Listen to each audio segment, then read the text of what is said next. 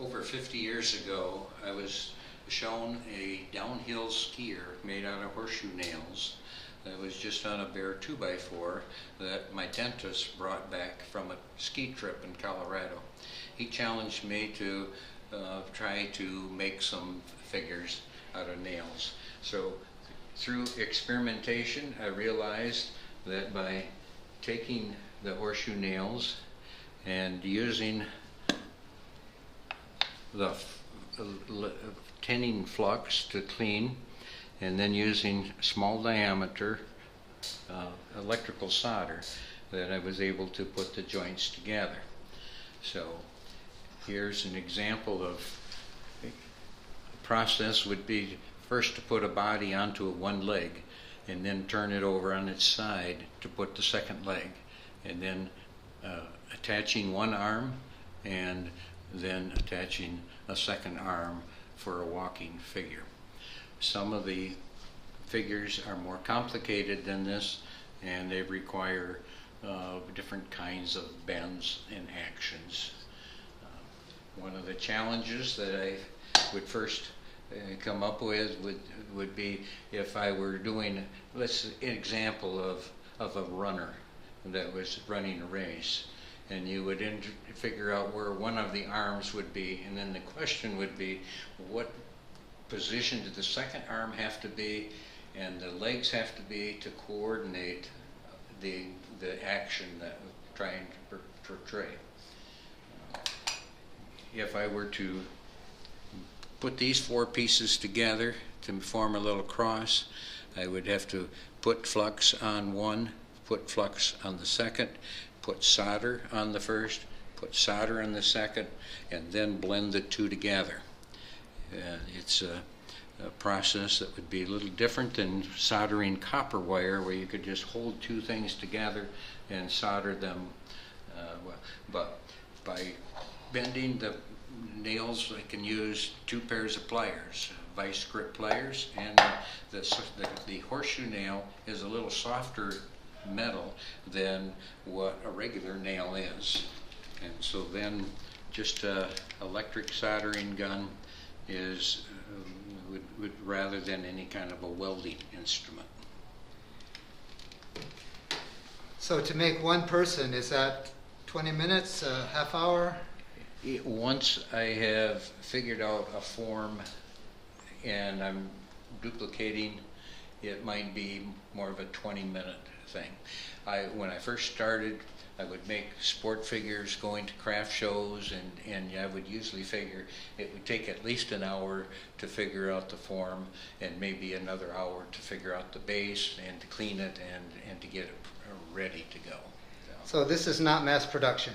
No, it's not.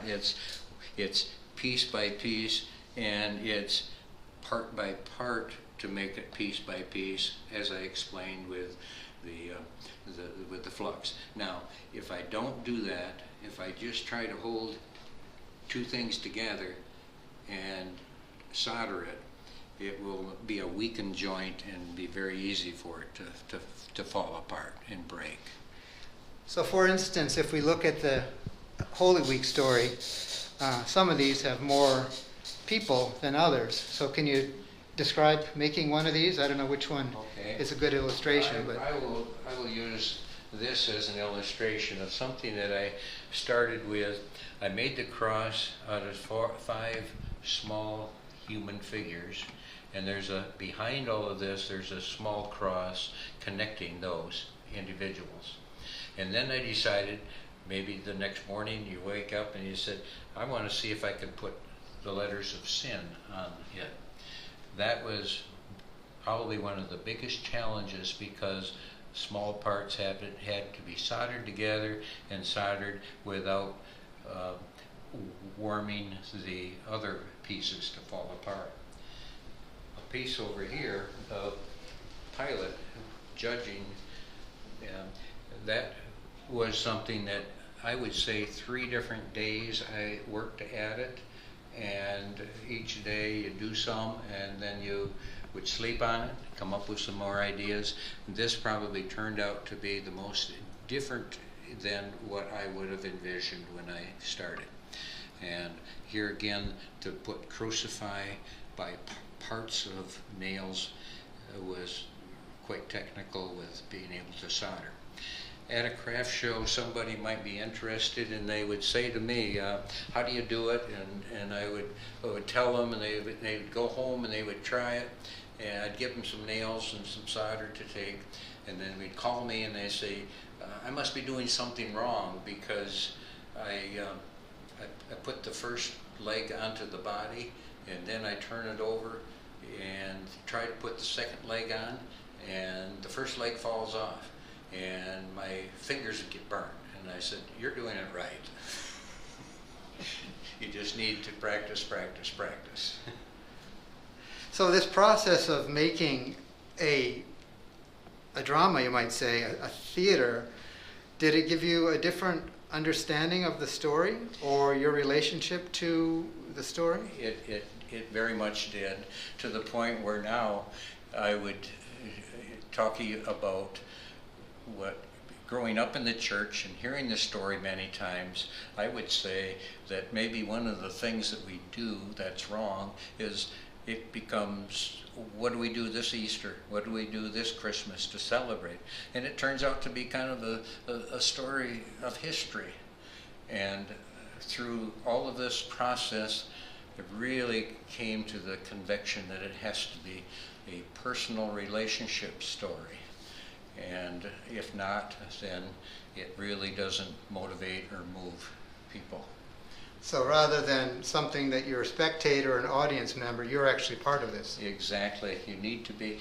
And one of the last things in the display that I came up with was using the letters of Scrabble to show the single word.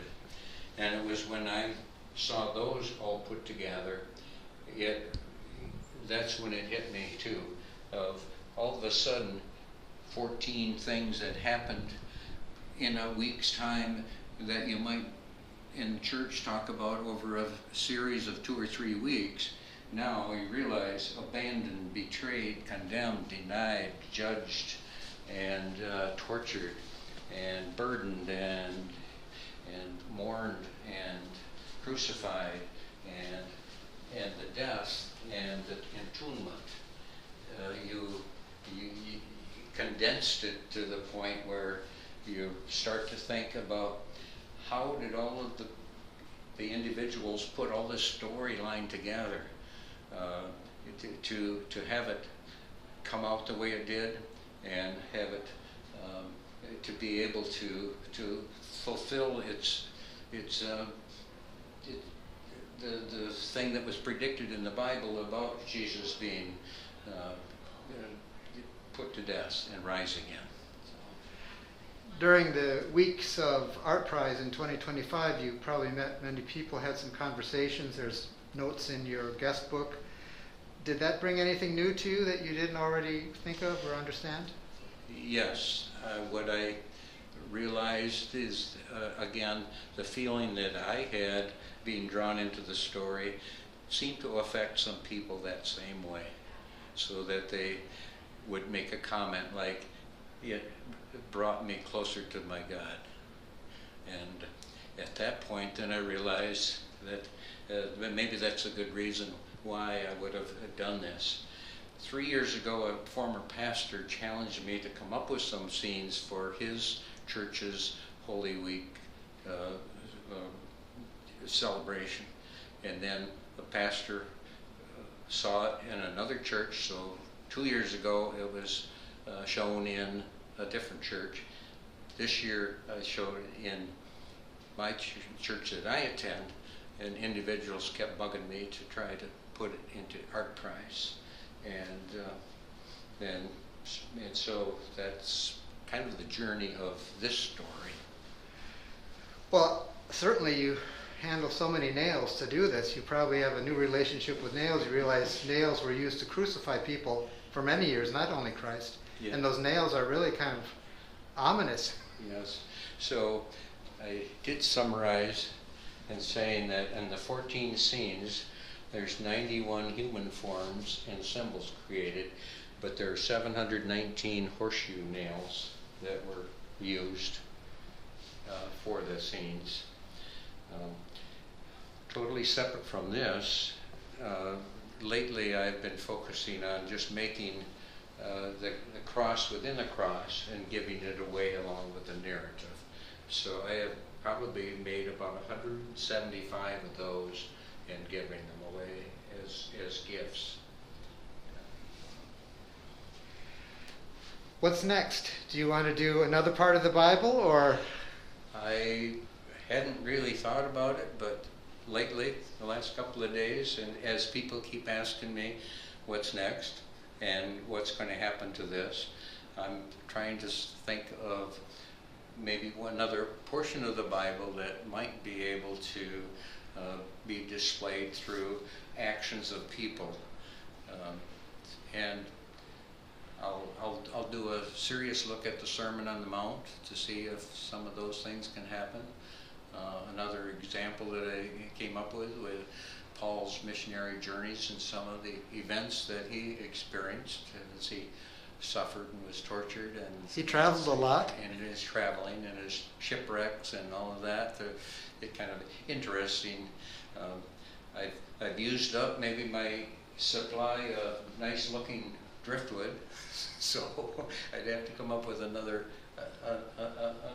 but that happens. Yeah. That can go. Of course, the Passover story has got a lot of drama and the plagues and all that business. Yes, exactly. The plagues and prior to the scene of abandonment in the Garden of Gethsemane, I had done a special order piece of the Last Supper, and a lady had ordered that and had given it to her priest as a gift. But I put the disciples sitting around the table, Jesus orchestrating the meal, but where Judas was sitting, I cut the head off and put a piece of mirror in place of it. So those are the kind of things that I like to do. Here's an example of one that I had made, and the date on it is 1975, so this is over 50 years old. But the teacher is writing with chalk on the chalkboard the theme topic of the energy shortage, and the student doesn't have the energy to start writing.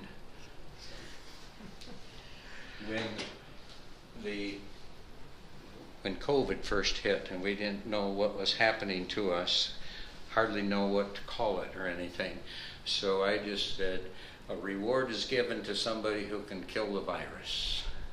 Yeah. Sometimes something visual is more powerful than the words. That's really good. This last year I saw a picture of 3 acrobats that were performing on the top of a skyscraper building in New York City, right on the edge of the building, and I thought it would be fun to try to see if I could just kind of figure out how to make it feel like a balance is taking place. And then years ago, I made this low-budget patriotism of a Memorial Day parade in the small town that I grew up in. There's one band member, one leader, and the children have come with their flags and decorated bikes and one little float that says USA. That's great.